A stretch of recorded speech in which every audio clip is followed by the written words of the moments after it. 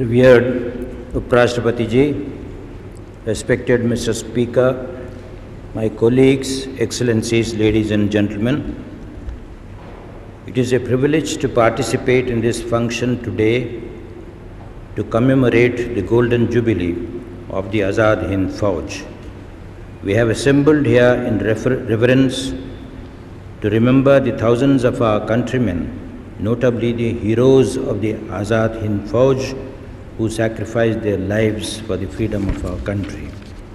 The Azad Hind Fauj was an army of devoted and dedicated volunteers who, heedless of the inadequacies of ammunition, food and facilities, fought with tremendous grit and bravery for the freedom of the country. When we remember the Azad Hind Fauj, we recall with deep respect the great spirit behind this dedicated force, Netaji Subhash Chandra Bose. Netaji was rightly called a beacon across Asia. His sagacity, political leadership, and vision sought to encompass not only Asia and Europe, but the entire world. His was a personality without a parallel. He was an administrator, politician, freedom fighter, thinker, soldier, and above all, a great visionary. Netaji's role in Southeast Asia as head of the Indian Independence League and as Commander-in-Chief of the Indian National Army was a very important aspect of the final phase of our struggle for freedom. At the invitation of revolutionaries like Raj Bihari Bose, Pritam Singh, Colonel Mohan Singh and others, Netaji agreed to take over the leadership of the Indian National Army and named it Azad Hind Fauj. He motivated his fellow freedom fighters and mobilized material and resources to fight the British. His slogan, like Dilli Chalo and Give Your Blood, I Give You Freedom, fired the imagination of the masses. These slogans resounded through the country and inspired the Azad Hind Fauj to try to defeat the British and reach Delhi. When Netaji visited Japan on the 1st of November 1944, the Japanese made a comment which was complimentary of the effort of Subhash Babu.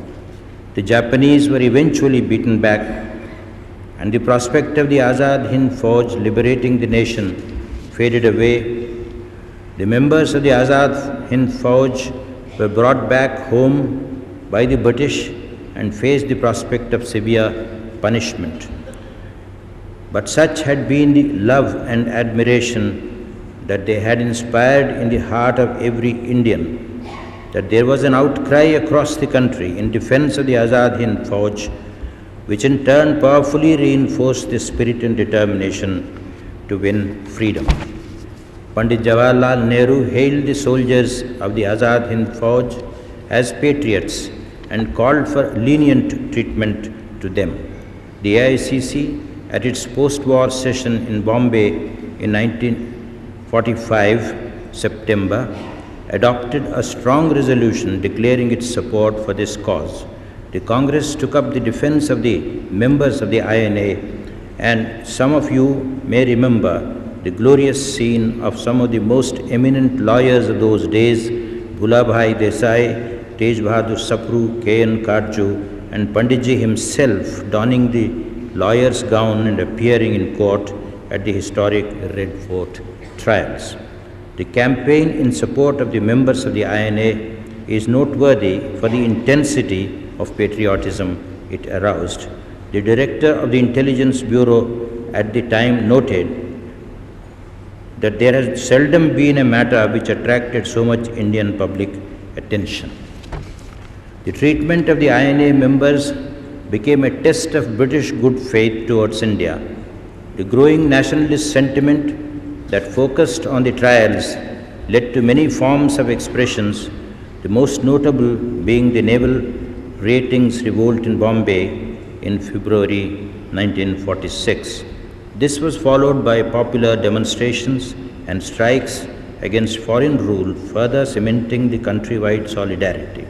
Those were stirring times when the national movement was reaching its zenith. I wish to recall on this occasion two great dimensions of Netaji's vision of the future India. One was his unshakable faith in secularism, and the other was the status of equality he envisaged for the Indian women. These are two important pillars of the Constitution of India, and we should do everything to uphold these great ideals of Netaji's. It is appropriate, therefore, that we recall with respect the dedication and sacrifices of the members of the Azad Hind Fauj. In Netaji's own words, our officers and men displayed such courage and heroism that they have earned the praise of everybody. With their blood and sacrifice, these heroes have established traditions which the future soldiers of India will have to uphold, which indeed our brave soldiers have done through 5 decades now. Our best tribute to the martyrs of the Azad Hind Fauj would be to uphold the ideals for which Netaji and the thousands of other martyrs laid down their lives so that we may live in freedom. Thank you.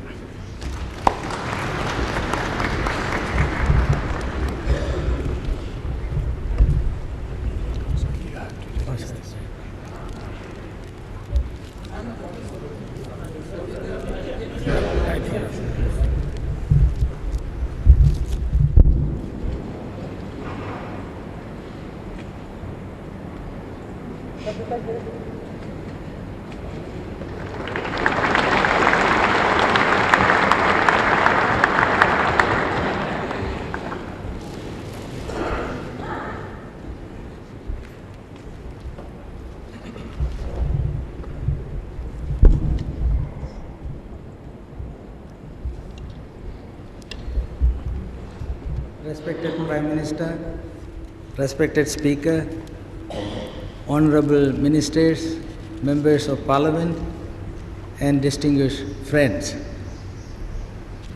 The history of India's freedom struggle is studded with stories of courage and sacrifice, adventure and romance. Of these, the story of Netaji Subhash Chandra Bose and the INA is the most romantic and moving. Mahatma Gandhi called Netaji patriot of patriots, and Jawaharlal Nehru addressed the men and women of INA as symbols of India's struggle for freedom. They had captured the heart and imagination of India, and their heroic deeds will continue to inspire generations of Indians to come. Today, we are observing the 50th anniversary of the formation of the INA and paying our homage to the memory of the great man who organized that extraordinary event in our struggle for freedom. In 1942, following the launching of the Quit India movement, the arrest of the leaders and the massive suppression unleashed by the British government, India remained unsubdued but without a leadership. The flame of the struggle for freedom was kept alive within India during this period by the underground movement led by Aruna Asaf Ali and others, and from outside by Netaji, who organized the INA into a fighting force. His clarion call to his soldiers, Delhi Chalo, had stirred not only the minds of his soldiers, but the youth of India. He declared confidently, and I quote, "We shall ultimately win, and our task will not end until our surviving heroes hold the victory parade on another graveyard of the British Empire, the Lal Killa or Red Fortress of ancient India." Quotation ends. That victory parade did not take place, but the great trials which were held in the Red Fort became the final rallying event that ended the British Empire. Today, in the golden jubilee year of the INA, we salute Netaji and the brave men and women of the INA. While we take pride in their achievements and pay homage to their martyrdom, we have to consider the lessons we can learn today from their great deeds and their sacrifices. For if we do not learn some lessons from them, we will only be paying lip service to them. Gandhiji, with his unerring instinct, had put his finger on the one major lesson that we can learn from the story of Netaji Subhash Chandra Bose and the INA. He said, and I quote, "Though the INA failed in their immediate objective, they have a lot to their credit, of it they might well be proud. Greatest among these was to gather together under one banner men from all religions and races of India and to infuse into them the spirit of solidarity and oneness to the exclusion of all communal and parochial sentiment. It is an example which we should all emulate." Quotation ends. If there is any single reason for the Parliament of India to hold this commemoration meeting today, it is to emphasize this overriding need to infuse into our people the spirit of solidarity and oneness to the exclusion of all communal and parochial sentiment. Let us also recall on this occasion the words of Netaji, and I quote, "India has several religions. Consequently, the government of free India must have an absolutely neutral attitude and impartial attitude towards all religions and leave it to the choice of every individual to profess or follow a particular religious path." Quotation ends. Netaji had dreamt of a strong and secular India. Indeed, in the INA, he had forged that strength as well as that secular approach. It was a vibrant example of communal harmony in action.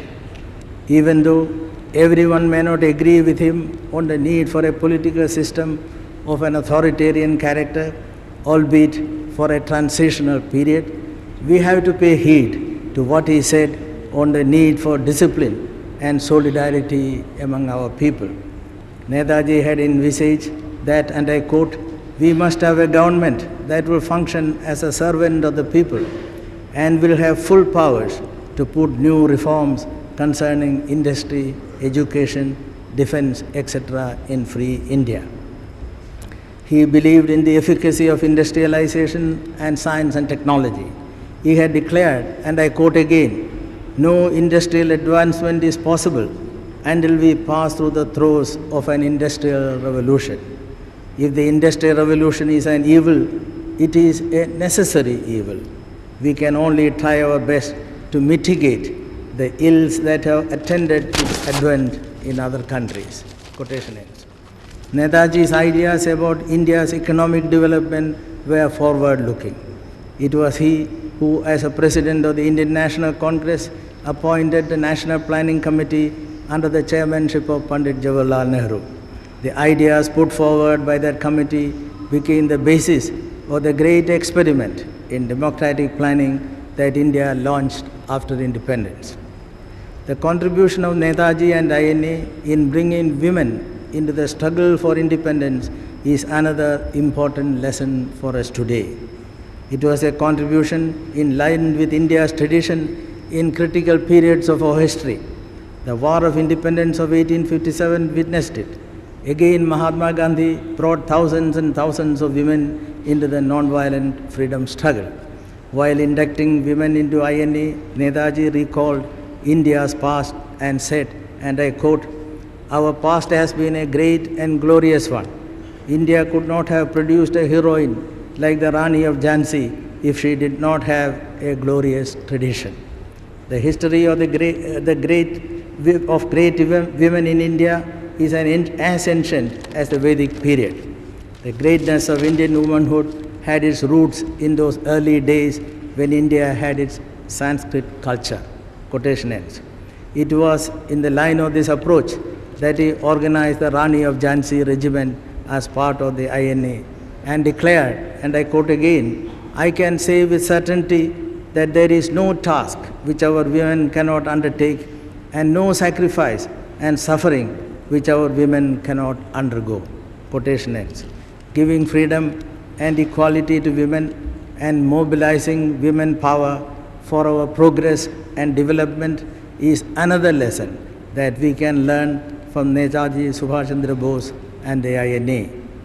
With devotion to unity, discipline, modernization, and social justice that marked the tempestuous career of Netaji, there is nothing that our country cannot achieve. Above all, flaming patriotism and pride in being an Indian is the most precious legacy that Netaji has bequeathed to us. Today, we pay homage to his immortal memory and to the heroism and sacrifice of the men and women of the Indian National Army. Thank you.